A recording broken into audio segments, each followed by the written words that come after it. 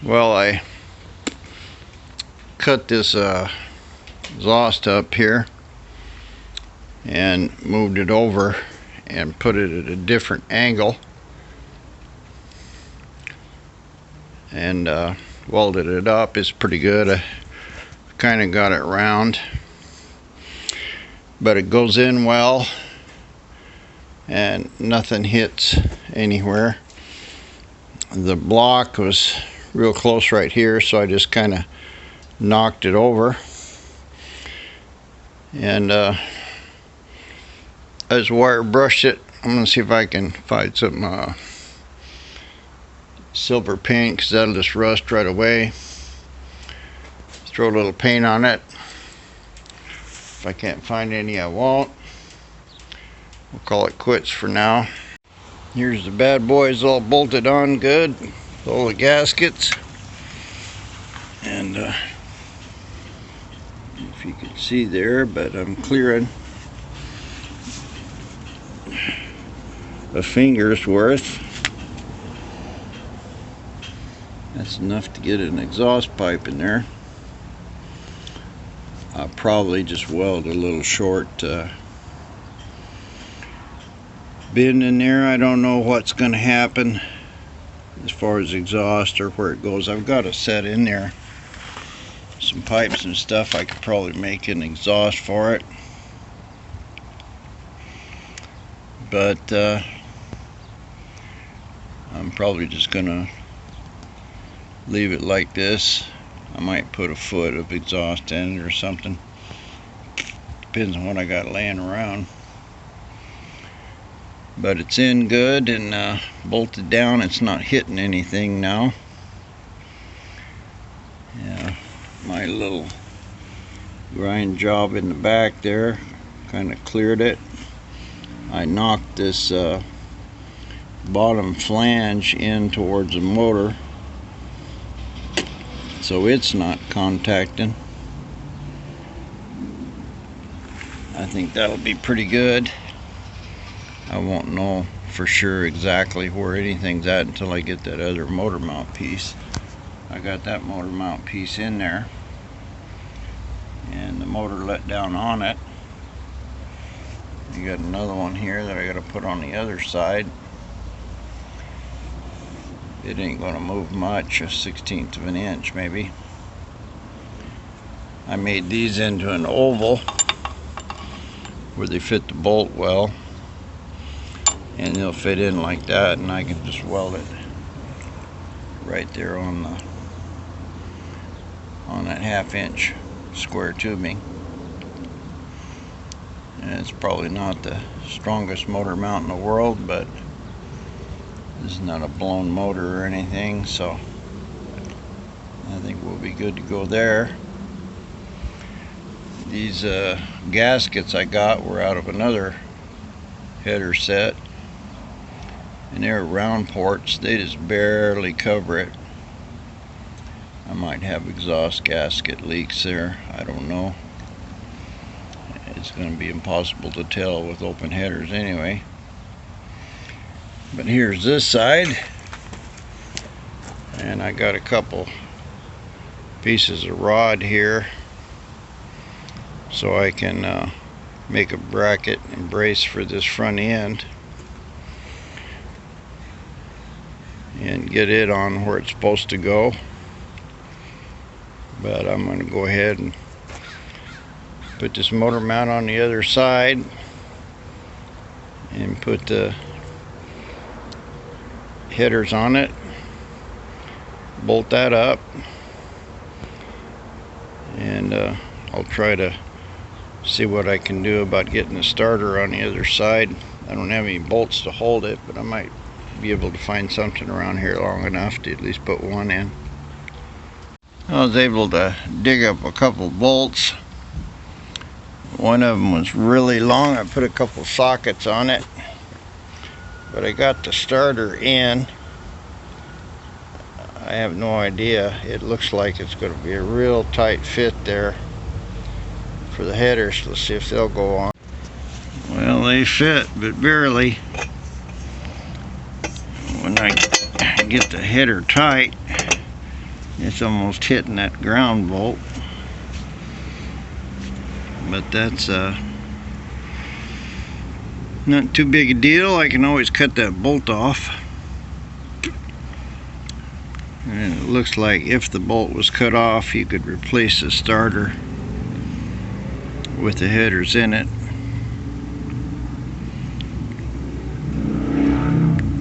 So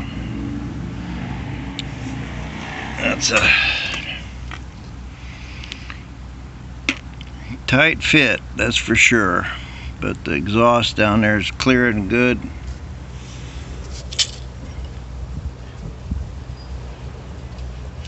I'm probably a good inch away from that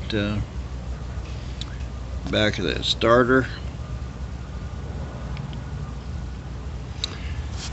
Probably would be better with a mini starter, but that's what I bought, and it went in. The next thing, I guess, is to see if it's going to engage and see if it'll turn the motor over, and drag a battery and some jumper cables out here, and we'll give it a go.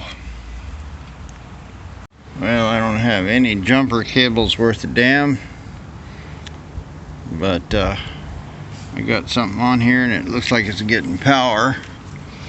Let's see if this thing will.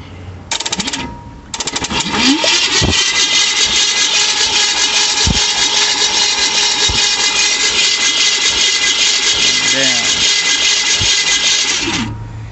Looks like it's turning over.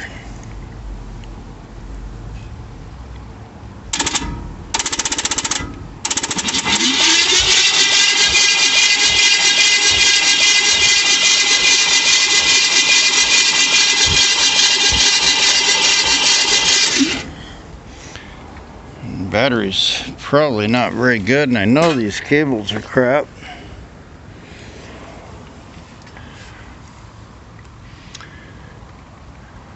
Looks like I might not need any shims in that starter. Don't know what you're supposed to look for or anything else. I got it pretty tight. I guess if it was too close, it won't disengage or something, but it looks like it's doing fine. So it looks like this is kind of a done deal. Starter's in and it works. I don't want to be turning it over a whole lot. I don't even know if there's any oil in it. Probably not. But at least it's turning over and going taka. And I don't hear no heavy grinding or anything, so we're probably alright. I need to clean those cables up and resolder them and polish them, and that battery, God knows how good it is, but just turning it over with no spark plugs in it. Well, we'll go ahead and put the headers on, and I'll cut that bolt off. That needs to be done. I don't see what it's supposed to hold, really. It looks like it's just a place for a ground wire. So I only need about half of that bolt. It should be pretty easy. I got a grinder over there. I'll just whack it off. But starter's in and works good. Motor turned over. Yeah, if I had spark plugs and carburetor and wires hooked up, probably could fire this thing up. Anyway, I'll continue here and get these headers on. This thing might start a lot faster than I thought it would. I've got a carburetor in there that's running on something. I think it was idling right or something, I don't remember. But it's probably good enough to start something. Well, I'll clean that up, put the headers on. Oh, Mr. Header's in and bolted down good. Don't see any problems with it. Everything seems to be clear and good. I can get a nut there on the front of the bolt. Looks like my plugs will clear. They should. I bought an electric fuel pump. I don't know what I was thinking about. I always put electric fuel pumps on, but this one here probably works.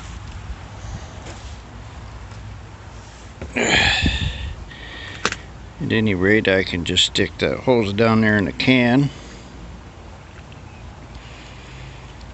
Now, these plugs that I pulled out of this side don't look real good. Looks like they got a lot of miles on them. I probably should put new plugs in it. Distributor didn't drop down because when I was turning it over, or not because, but it didn't drop because the speedometer cable and all this other stuff was kind of hanging down there. There's a thermostat or a temperature gauge thing there with a bird-on tube that goes to the old gauge. You know, that thing might possibly work. If it does, well, that'd be great.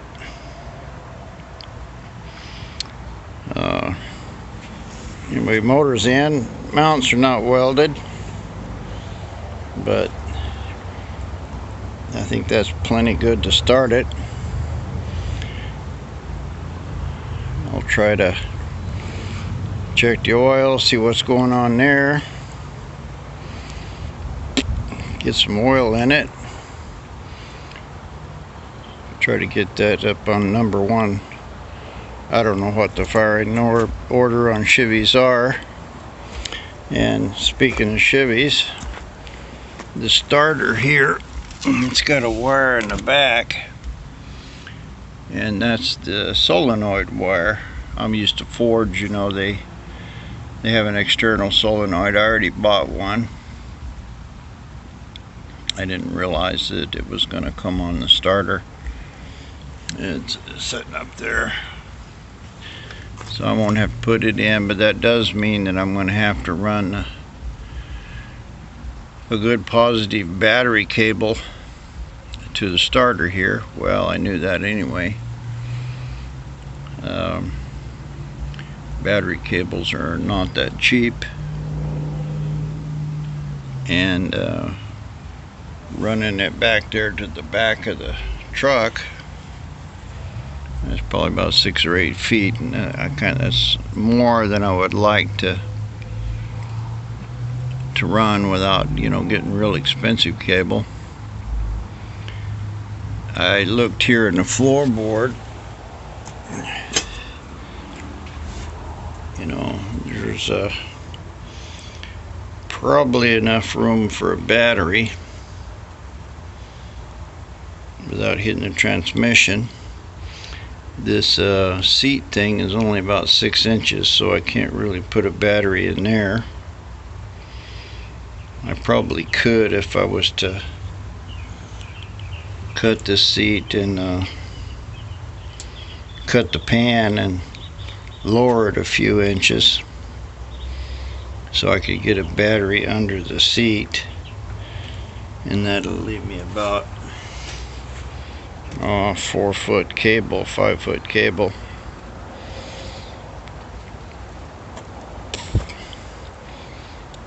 And the other place would be to try to make a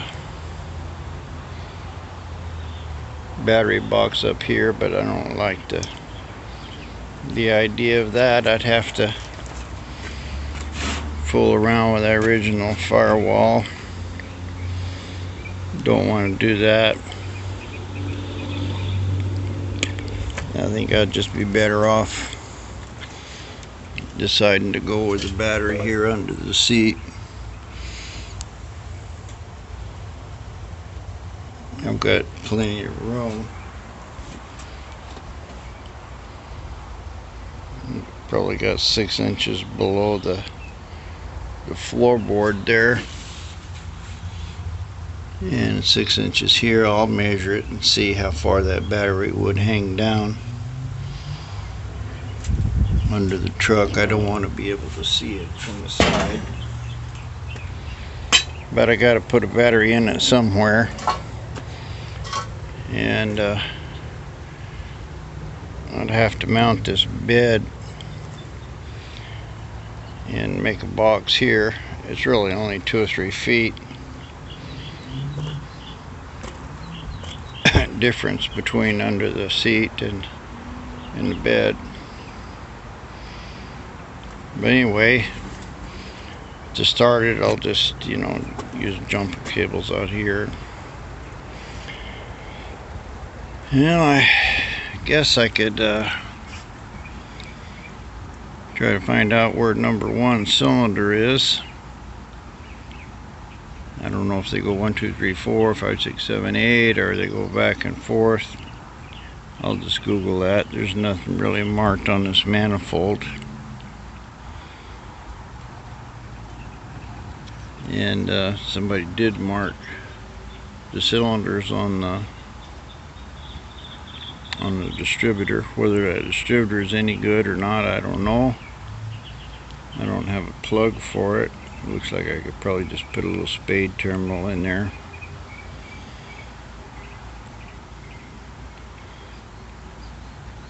So really, I guess I could just time it, find out where top dead center is, and run it about 20 degrees in front of that and set the number 1 to fire, and it should be good enough to start.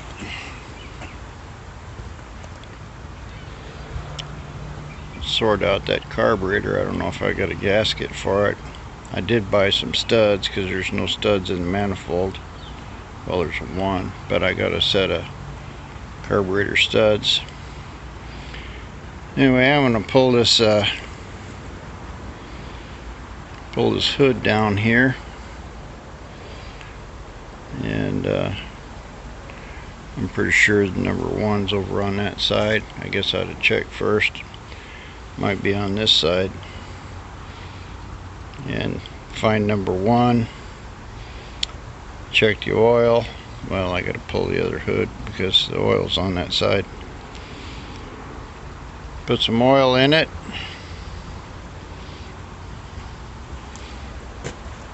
And kind of move on towards starting it. There was nothing on the stick. I put about 4 quarts, 3.5 quarts in it. Check, make sure my plug was in there, nothing leaked out, and it shows it's about a 1/2 quart low, which is probably right. That filter's probably holding a quart. So I think it got oil in it now. Well, I know I got oil in it now, but I think it's right. And I'll move on with trying to find number 1 and get it up here on top dead center. Move on from there. There's Mr. Distributor in and wired.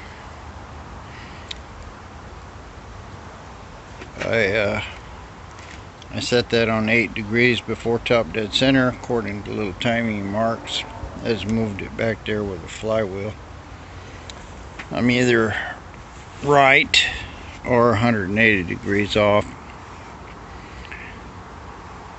I don't know, but the rotor's pointing forward, so I think we're probably right there. I might be off one with my plug wires. I would have liked that thing to be pointed side to side with the advance pointed forward. Right now it's kind of pointed towards the passenger side, but it's good enough if it's right to start. Either it'll start or it'll backfire and kick and do all kinds of stuff, and I know that it'll be 180 degrees off. So in that case, I'll just pull this number 1 plug and crank it. Right now I don't know whether it's on compression stroke or exhaust stroke. I don't want to pull the valve cover to find out. Ain't that bad, it's only 4 bolts, but I got at least a 50-50 chance, and I think with that rotor pointing forward, well, that don't really make any difference, you know, depends on how it dropped in, but I think it's right. I just got a feeling about it. And I didn't put any plugs in on the other side there. I got all the wires laid out where they go. The steering shaft here is kind of bothering me. You know, it's got a quarter of a turn and it's not doing anything. Maybe I ought to try to tighten it up here as it is. Yeah, it's got a lot of play in it. It's not doing nothing. I got some tools. I'm going to try to tighten that worm gear up and see if it's any good. That was kind of strange. I tightened that worm gear 3 turns at least, and this steering got a lot better. I could feel when I was rocking it back and forth that the worm gear was actually going down a little bit. Don't know what the deal is with that. A new box is probably a couple $100, but at least it got better. At least that's not too bad, you know, 1/16 of a turn or something, a few degrees. Good enough to drive it around and let somebody else worry about a steering box. I could probably tighten it up some more, but at least it's not a quarter of a turn, which is, you know, not any good at all. Some slack is acceptable for what I'm trying to do, but not that much. So these are double D 3/4 joints. I'm gonna probably run that shaft down in there further. I don't know what this plastic thing is. It's not doing anything I could tell. And most likely I'll mount something here on the frame, Heim joint. Take this back. That rag joint, I really don't like that.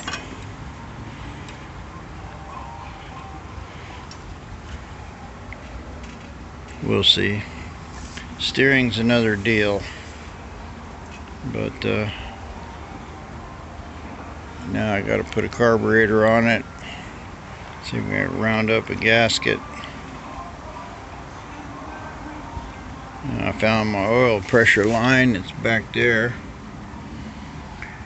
Better get some kind of an oil gauge on it before I get too carried away. I thought I'd crank it a little and make sure that it's oiling before I try to start it. I didn't crank it too much, but it didn't have any oil in it, and it's been sitting a long time, I'm sure. I know the guy said he's had it for, well, the body for 15 years. I don't think he's had this motor that long, but I probably should have cranked it without the plugs in it. Well, I just put the plugs in it for now just to hold spark plug wires. I'll probably take a wire brush to them on the other side. They were really tight. These over here were loose, so looks like somebody probably pulled them to look at it and didn't bother with the other side.